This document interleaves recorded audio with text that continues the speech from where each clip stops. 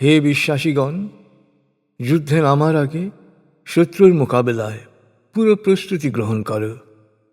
তারপর প্রয়োজনে ছোট ছোট সুসংবদ্ধ দলে বিভক্ত হয়ে বা সম্মিলিতভাবে অগ্রসর হও। তোমাদের মধ্যে কিছু দোদুল্যমান লোক রয়েছে। তোমাদের কোনো বিপদ হলে সে বলবে, আল্লাহর বড় মেহরবানি যে আমি তাদের সাথে যাইনি।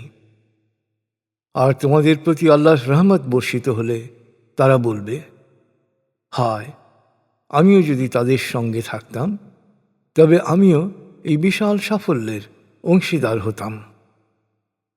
অতএব যারা দুনিয়ার জীবনের বিনিময়ে আখিরাতের জীবনকে বেছে নিয়েছে, তাদের কর্তব্য হচ্ছে আল্লাহর পথে সর্বাত্মক সংগ্রাম করা। আল্লাহর পথে সংগ্রাম করে কেউ নিহত হোক বা বিজয়ী হোক, আমি তাকে মহাপুরস্কার প্রদান করব। তোমাদের কি হয়েছে? তোমরা আল্লাহর পথে সেসব নিপীড়িত নারী, পুরুষ ও শিশুদের মুক্তির জন্যে কেন সংগ্রাম করবে না, যারা ফরিয়াদ করছে, হে আমাদের প্রতিপালক, এই জালেমদের অত্যাচার থেকে তুমি আমাদের মুক্তি দাও।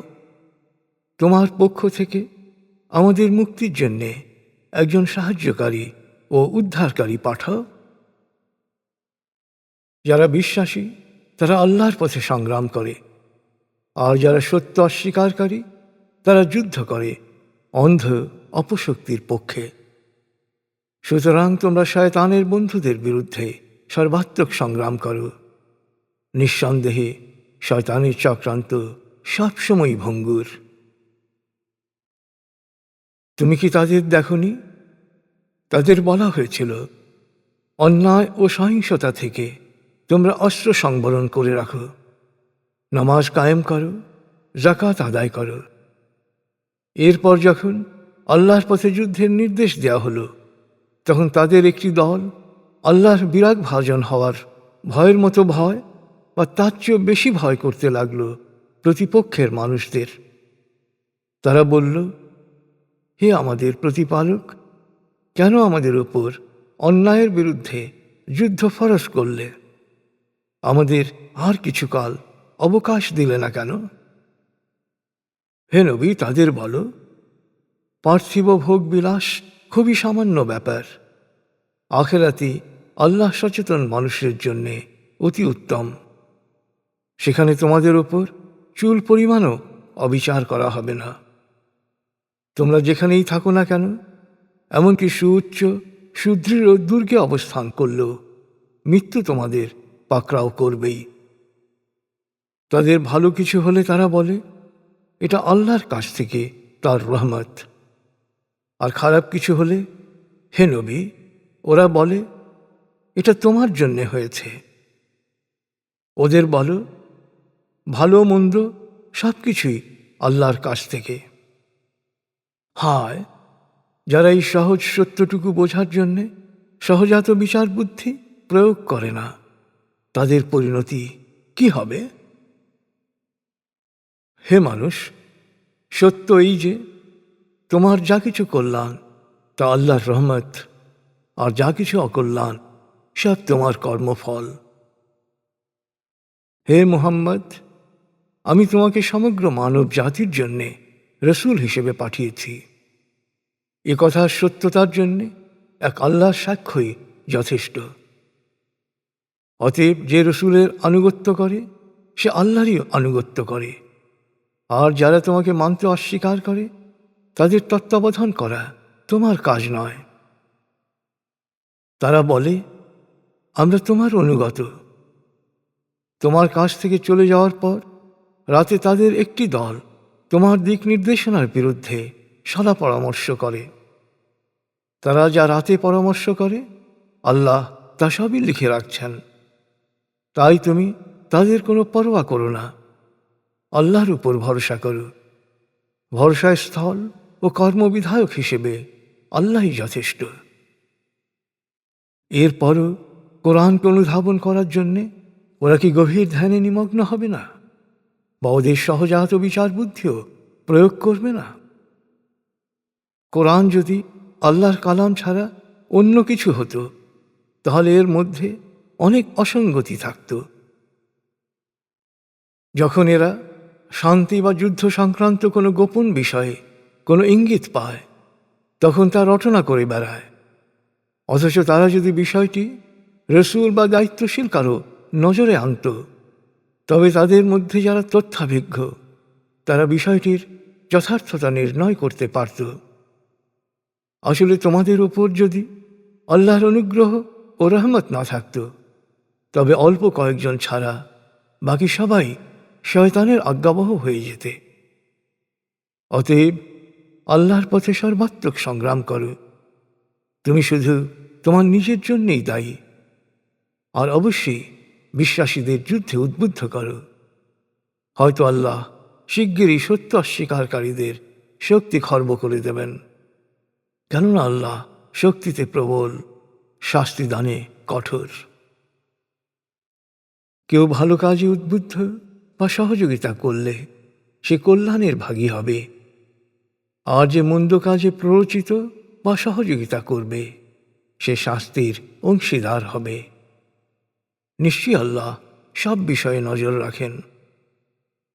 আর কেউ যখন তোমাদের সালাম দেয়, তখন তোমরা কমপক্ষে সেরকম অথবা তার চেয়েও বেশি সম্মান সহকারে সালামের জবাব দেবে।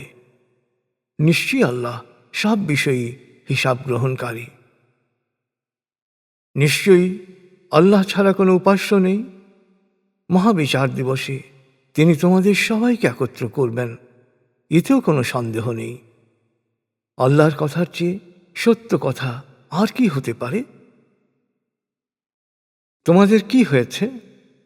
তোমরা মুনাফিকদের ব্যাপারে দ্বিমত করে দুদলে বিভক্ত হবে কেন? যেখানে অন্যায়ের জন্যে আল্লাহ ওদের প্রত্যাখ্যান করেছেন, সেখানে তোমাদের দ্বিমত করার কি আছে? আল্লাহ যাকে পথভ্রষ্ট হতে দেন, তোমরা কি তাকে সৎপথে চালাতে চাও? আসলে কৃতকর্মের জন্যে আল্লাহ কাউকে পথভ্রষ্ট হতে দিলে তুমি তার জন্যে কখনো কোনো পথ পাবে না। ওরা চায় যে ওরা যেমন সত্য অস্বীকার করেছে, তোমরাও একইভাবে সত্য অস্বীকার করো। তোমাদেরকে ওরা ওদের কাতারে সামিল করতে চায়। সাবধান, অসত্যের সাথে সম্পর্ক ছেদ করে আল্লাহর পথে হিজরত না করা পর্যন্ত ওদের কাউকেও বন্ধু হিসেবে গ্রহণ করবে না। আর যদি তারা প্রকাশ্য শত্রুতায় নামে, তবে তাদের মুখোমুখি হওয়ার সাথে সাথে পাকড়াও করবে এবং খতম করবে। ওদের মধ্য থেকে কাউকেই বন্ধু বা সাহায্যকারী হিসেবে গ্রহণ করবে না। অবশ্য যারা তোমাদের সাথে চুক্তিবদ্ধ গোত্রের সাথে গিয়ে মিশবে, সে মুনাফিকরা এ নির্দেশের আওতামুক্ত থাকবে। আর তোমাদের বিরুদ্ধে বা নিজেদের গোত্রের বিরুদ্ধে কারো বিরুদ্ধেই যারা লড়াই সংঘর্ষে উৎসাহী নয়, সে মুনাফিকরাও এ নির্দেশের আওতামুক্ত থাকবে। আল্লাহ ইচ্ছে করলে ওদের শক্তিমান করতে পারতেন, এবং নিশ্চয়ই ওরা তখন তোমাদের বিরুদ্ধে যুদ্ধ করত।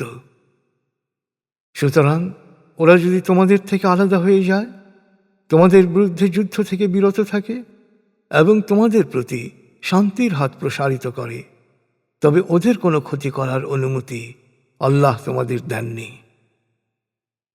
অবশ্য তোমরা এমন কিছু মুনাফিক পাবে যারা তোমাদের দিক থেকে এবং নিজ গোত্রের দিক থেকেও নিরাপত্তা পেতে চায়, কিন্তু অশান্তি ও বিশৃঙ্খলা সৃষ্টির প্রথম সুযোগেই ওরা তোমাদের ওপর ঝাঁপিয়ে পড়বে। তাই যদি ওরা তোমাদেরকে তোমাদের মতো থাকতে না দেয়, তোমাদের সাথে শান্তি স্থাপন না করে এবং তোমাদের বিরুদ্ধে অস্ত্র সংবরণ না করে, তবে ওদের বিরুদ্ধে যুদ্ধ করার সুস্পষ্ট অধিকার তোমাদের দেয়া হলো। যেখানেই মুখোমুখি হও, সেখানেই ওদের পাকড়াও করো ও খতম করো। ভুলক্রমে ছাড়া একজন বিশ্বাসী আরেকজন বিশ্বাসীকে কখনো হত্যা করতে পারে না। যদি কোনো বিশ্বাসী ভুলক্রমে অপর বিশ্বাসীকে হত্যা করে, তবে কাফারা হিসেবে একজন বিশ্বাসী কৃতদাসকে মুক্ত করে দেবে এবং নিহত ব্যক্তির উত্তরাধিকারী ক্ষমা না করলে রক্তপণ আদায় করবে। কিন্তু যদি নিহত বিশ্বাসী তোমাদের শত্রু গোত্রভুক্ত হয়, তবে কাফারা হিসেবে শুধু একজন বিশ্বাসী কৃতদাসকে মুক্তি দেবে। আবার সে যদি তোমাদের সাথে শান্তি চুক্তিবদ্ধ কোনো গোত্রের লোক হয়, তবে কৃতদাস মুক্তির পাশাপাশি উত্তরাধিকারীদের রক্তপণ দিতে হবে। আর যার কোনো সঙ্গতি নেই, সে টানা 2 মাস রোজা রাখবে। তওবার জন্যে এ হচ্ছে আল্লাহর বিধান।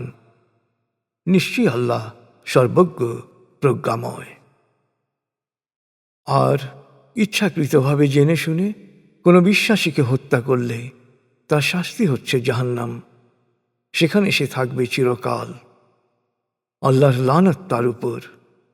আল্লাহ তার জন্যে কঠিনতম শাস্তির ব্যবস্থা করেছেন। হে বিশ্বাসীগণ, তোমরা যখন আল্লাহর পথে যুদ্ধযাত্রা করবে, তখন স্বাভাবিক বিচার বুদ্ধি প্রয়োগ করে বন্ধু, শত্রু ও নিরপেক্ষদের মধ্যে অবশ্যই পার্থক্য করবে। তোমাদেরকে সালাম করলে, অর্থাৎ শান্তির হাত বাড়িয়ে দিলে, পার্থিব ধন সম্পত্তির লোভে সহসাই তাকে বলে ফেলো না, তুমি তো মুসলমান নও। কারণ আল্লাহর কাছে ধন সম্পত্তির কোনো অভাব নেই। তোমরাও একসময় দোদুল্যমান ছিলে। আল্লাহ তোমাদের উপর রহমত করেছেন। অতএব কে যুদ্ধে লিপ্ত, কে নিরপেক্ষ, কে দোদুল্যমান, তা বোঝার চেষ্টা করবে। তারপর সিদ্ধান্ত নেবে। তোমরা যা কিছু করো, আল্লাহ তা ভালোভাবেই জানেন। আর বিশ্বাসীদের মধ্যে অক্ষম না হওয়া সত্ত্বেও যারা ঘরে বসে থাকে আর যারা আল্লাহর পথে জান মাল দিয়ে সর্বাত্মক সংগ্রাম করে, তারা কখনো মর্যাদায় সমান হতে পারে না। আল্লাহ এদের সবার কল্যাণের ওয়াদা করেছেন।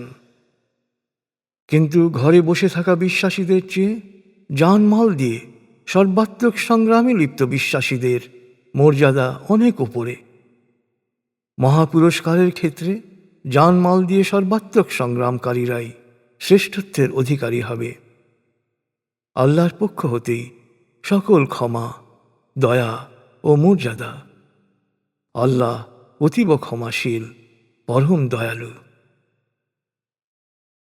যারা নিজেরা নিজেদের অনিষ্ট করেছে, নিজেদের সর্বনাশ করেছে, তাদের জান নেওয়ার সময় ফেরেশতারা জিজ্ঞেস করে, তোমরা কেন এমন খারাপ অবস্থায় পড়েছিলে? তারা বলে, আমরা অসহায় ছিলাম।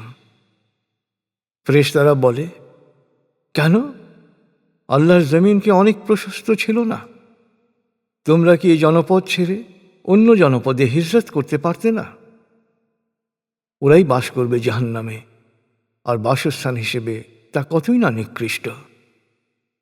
তবে যেসব অসহায় নরনারী ও শিশু, যারা কোনো শক্তি সঞ্চয় করতে পারেনি এবং কোনো সঠিক পথও পায়নি, আল্লাহ তাদের পাপ মোচন করে দিতে পারেন। কারণ আল্লাহ যথার্থই পাপ মোচনকারী, অতীব ক্ষমাশীল। আর যে কেউ অন্যায়ের রাজত্ব ছেড়ে আল্লাহর পথে হিজরত করবে, সে পৃথিবীতে বহু আশ্রয়স্থল ও প্রাচুর্য লাভ করবে। আল্লাহ ও রসুলের পথে হিজরত করার সময় পথে কারো মৃত্যু হলে তার পুরস্কার আল্লাহর কাছে অবধারিত। আল্লাহ অতীব ক্ষমাশীল, পরম দয়ালু। সত্য অস্বীকারীদের তরফ থেকে কোনো বিপদের আশঙ্কা করলে সফরকালে নামাজ সংক্ষিপ্ত করার মধ্যে কোনো দোষ নেই। আসলে সত্য অস্বীকারীরা তোমাদের প্রকাশ্য শত্রু। হে নবী, তুমি যখন বিশ্বাসীদের সাথে থাকবে এবং যুদ্ধাবস্থায় নামাজে ইমামতি করবে, তখন সঙ্গীদের 2 দলে ভাগ করবে। প্রথম দল তোমার পেছনে সশস্ত্র অবস্থায় নামাজে দাঁড়াবে এবং প্রথম রাকাতের সেজদা সম্পন্ন করে পেছনে চলে যাবে এবং সশস্ত্র ও সতর্ক অবস্থায় থাকবে। তখন দ্বিতীয় দল তোমার পেছনে এসে সশস্ত্র অবস্থায় নামাজে দাঁড়াবে ও নামাজ সম্পন্ন করবে। তোমাদের সবসময় সশস্ত্র ও সতর্ক থাকতে হবে। সত্য অস্বীকারীরা সবসময় সুযোগের সন্ধানে থাকবে। তোমরা একটু অসতর্ক হলেই তারা তোমাদের ওপর নৃশংস হামলা চালাবে। অবশ্য বৃষ্টি বাদলের জন্যে কেউ কষ্ট পেলে বা অসুস্থ হলে অস্ত্র রেখে দেয় কোনো দোষ নেই, কিন্তু শত্রুর ব্যাপারে সবসময় সতর্ক থাকবে। অবশ্য আল্লাহ সত্য অস্বীকারীদের জন্যে অপমানকর শাস্তি প্রস্তুত রেখেছেন। এরপর নামাজ শেষ করে দাঁড়িয়ে, বসে বা শুয়ে আল্লাহকে স্মরণ করবে। যখন পারিপার্শ্বিক নিরাপত্তা লাভ করবে তখন যথাযথভাবে নামাজ কায়েম করবে। নির্ধারিত সময়ে নামাজ কায়েম করা বিশ্বাসীদের জন্যে ফরজ। শত্রুর সন্ধানে বা তাদের পশ্চাৎধাবনে কখনো শিথিলতা বা দুর্বলতা প্রদর্শন করো না। মনে রেখো, এটা তোমাদের জন্য কষ্টকর হলে ওদের জন্যও কষ্টকর। আর পার্থক্য এই, তোমরা এই কষ্টের বিনিময়ে আল্লাহর কাছ থেকে যা প্রত্যাশা করতে পারো তারা তা পারে না। আল্লাহ সর্বজ্ঞ, প্রজ্ঞাময়।